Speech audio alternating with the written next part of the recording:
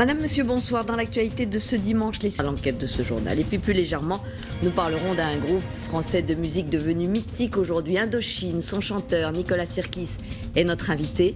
Après 30 ans de carrière, un 12e album est sorti et les musiciens partent sur les routes pour une grande tournée jusqu'au Stade de France en juin prochain. On en parle avec lui à la fin de ce journal.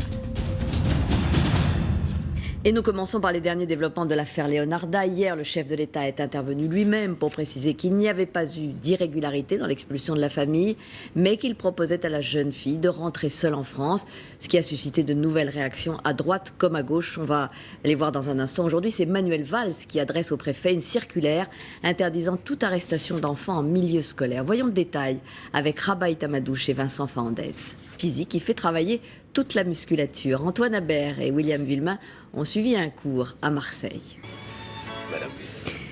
Et nous parlons musique ce soir avec notre invité Nicolas Sirkis, qui est l'un des artistes français les plus populaires, puisque son groupe Indochine a des hordes de fans depuis 30 ans. Bonsoir Nicolas. Bonsoir Claire. Merci beaucoup d'être venu sur ce plateau. Un 12e album est sorti en février dernier, intitulé Black City Parade. Et voici que démarre une immense tournée avec en point d'orgue le Stade de France en juin prochain. Alors on en parle avec vous, Nicolas Sirkis, dans un petit instant. Mais d'abord, Corinne Magne et Christian Barthès sont allés vous voir, ont assisté à un premier concert au Zénith de Rouen.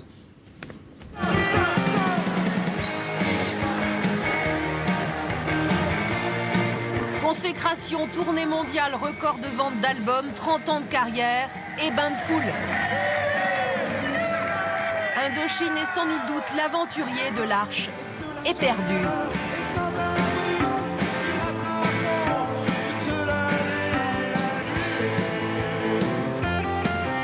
Ils respectent leur public. À chaque concert, c'est un nouveau spectacle. Ils l'ont travaillé. Le prix des places reste abordable, ce qui fait qu'on peut les suivre sur plusieurs dates. C'est des textes qui nous touchent, c'est des musiques qui nous... Enfin, je sais pas. Là, franchement, j'ai pas de mots. Quels sont les messages qui sont importants que font passer Indochine à chaque fois dans leur album? Je pense que déjà, d'une manière ou d'une autre, Indochine fait passer la tolérance.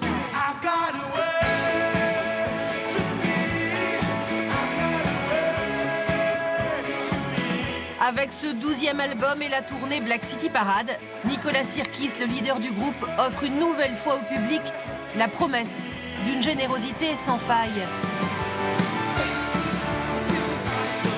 Et parce qu'on n'a rien oublié des premières notes du début, le groupe Prophète continue de prôner la paix, de décrire des états d'âme et d'envoyer des messages d'amour.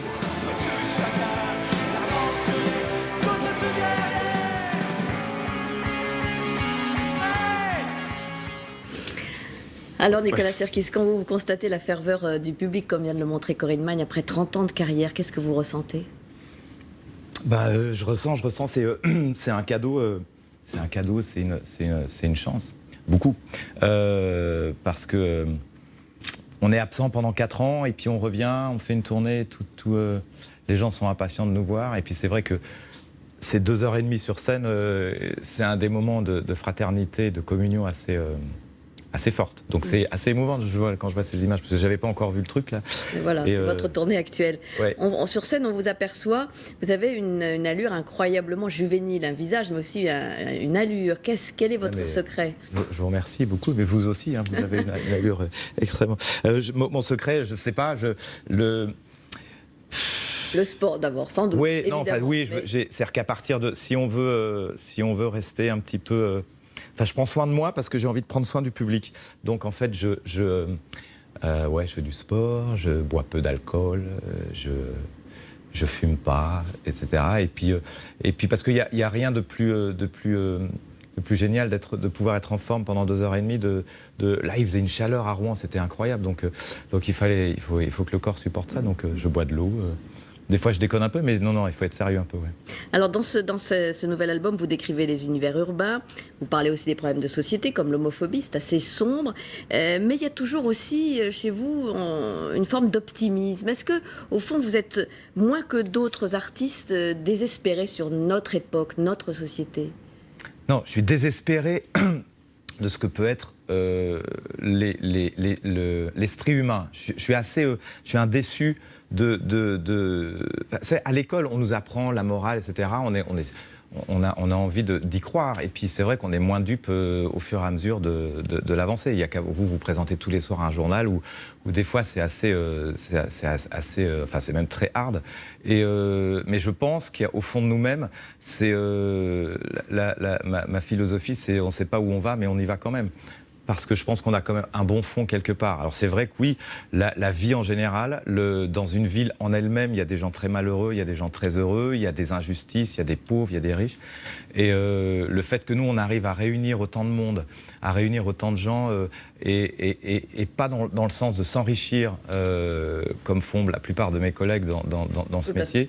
Vous êtes assez généreux et en tout cas, vous essayez d'offrir des places qui sont à un prix abordable. En tout cas, c'est ce qu'a souligné aussi le public, votre générosité. Ouais. C'est-à-dire que moi, je pense que la musique est un partage et on ne peut pas non plus... Enfin, je veux dire, elle n'est pas là pour s'enrichir, elle est là pour enrichir les gens et qu'il y ait quelque chose de beau qui se passe. Donc ouais, on fait ça. Je trouve ça, je serais malheureux, moi, d'être un exilé fiscal et de profiter du public. Enfin, je ne pourrais pas dormir dignement. Et puis la musique, c'est aussi un spectacle. On a vu beaucoup de moyens pour ce nouveau show. Qu'est-ce qui vous a inspiré dans cette nouvelle scénographie ? En fait, je trouvais que c'était... Enfin, j'ai eu des idées un petit peu folles et je voulais que nos images, notre univers pénètre dans le public. Et j'avais demandé si c'était possible, donc on a une équipe, j'ai dit c'est vraiment possible de faire, et oui, c'était possible, donc économique, artistique, technique, et en fait c'est un écran qui pénètre dans le public, donc c'est-à-dire que le public est complètement immergé dans notre univers d'images, de danse, de la folie du monde et aussi de l'espoir. Et apparemment, ça fait un tel truc que tout le monde a envie de venir en masse là maintenant. En tout cas, tout le monde vient. Il y aura même d'ailleurs 2 stades de France, peut-être Nicolas Sirkis en juin. Oui, on vient de me dire que le premier stade est complet, donc, enfin bientôt, donc on va ouvrir un deuxième stade là, le 28 juin. Voilà, merci infiniment d'être venu nous voir pour ce lancement de cette tournée. Merci à vous. L'accélération de cette tournée. Merci. On était très heureux de vous recevoir. Avant de refermer son journal Un mot de politique, il faut retourner à Marseille pour les résultats, si possible peut-être avec vous, Amandine Atalaya, de ce deuxième tour de la primaire socialiste.